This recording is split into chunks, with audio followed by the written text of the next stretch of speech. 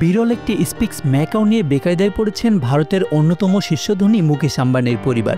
বিষয়টি জড়িয়ে গেছে আন্তর্জাতিক কূটনীতি, বন্যপ্রাণী সংরক্ষণ, আইনি প্রশ্ন এবং ধনকুবেরদের ব্যক্তিগত শখের সঙ্গে।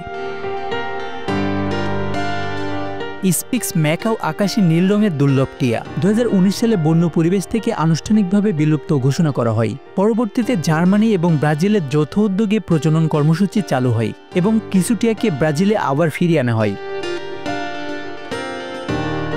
কিন্তু হঠাৎই দেখা যায় এই পাখির 26টি ভারতীয় শিল্পপতি মুকেশ আম্বানির পরিবারের পরিচালিত গুজরাটের ভান্তারা প্রাণী উদ্ধার ও পুনর্বাসন কেন্দ্রে চলে গেছে। 2023 সালে জার্মানি থেকে টিয়াগুলো আমদানি করা হয়। কাস্টমস নথিতে দেখা যায় প্রতিটি পাখির জন্য পরিবহন ও বিমা খরচ ধরা হয়েছিল প্রায় $969, কিন্তু ব্রাজিল অভিযোগ তোলে তাদের অনুমতি ছাড়াই এই হস্তান্তর ঘটেছে। ব্রাজিলের সরকারি সংস্থা Shikoh Mendes institute for biodiversity conservation বলেছে, ভারত এখনও স্পিক্স ম্যাকাও জনসংখ্যা ব্যবস্থাপনা কর্মসূচির সদস্য নয়, সুতরাং এই পাখি ভারতে পাঠানোর কোনো যৌক্তিকতা নেই। জার্মানি প্রথমে অনুমোদন দিলেও ব্রাজিলের আপত্তির কারণে নতুন করে টিয়া পাঠাতে অস্বীকৃতি জানায়। অন্যদিকে ভারতীয় কর্তৃপক্ষ জানায় এই প্রক্রিয়ায় কোনো বাণিজ্য হয়নি, বরং এটি ছিল সংরক্ষণ প্রজনন কর্মসূচির অংশ। গুজরাটে 3500 একর জুড়ে বিস্তৃত ভান্তারা চিড়িয়াখানা 2020 সালে যাত্রা শুরু করে। এর মধ্যে প্রায় 2000 প্রজাতির প্রাণী রয়েছে।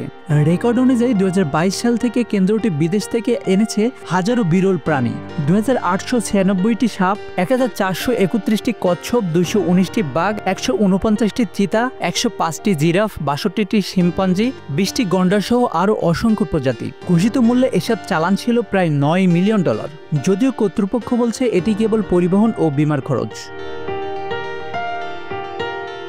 গত আগস্টে ভারতের সুপ্রিম কোর্ট নির্দেশ দেয় ভান্তারার কার্যক্রম দেশীয় আইন ও বন্যপ্রাণী বাণিজ্য নিয়ন্ত্রক বিষয়ক জাতিসংঘ কনভেনশন এর সঙ্গে সঙ্গতিপূর্ণ কিনা তা তদন্ত করতে। চলতি সপ্তাহে তদন্তকারীরা জানায় কোনো অবৈধতা পাওয়া যায়নি। প্রধানমন্ত্রী নরেন্দ্র মোদীও ভান্তারা পরিদর্শন করে বিভিন্ন প্রাণীকে খাওয়ানোর ভিডিও প্রকাশ করেন, যেখানে একটি স্পিক্স ম্যাকাও তার হাতে বসে থাকতে দেখা যায়। যদিও ভারত ভান্তারাকে একটি স্বীকৃত সংরক্ষণ কেন্দ্র বলে দাবি করছে, কিন্তু ব্রাজিল এখনও অসন্তুষ্ট। ইউরোপীয় ইউনিয়নও জানিয়েছে ভবিষ্যতে ভারতের উদ্দেশ্যে বন্যপ্রাণী রপ্তানির ক্ষেত্রে বাড়তি সতর্কতা নেওয়া হবে, ফলে বিষয়টি এখনও কূটনৈতিক ও আইনি প্রক্রিয়ার মধ্যে আটকে আছে।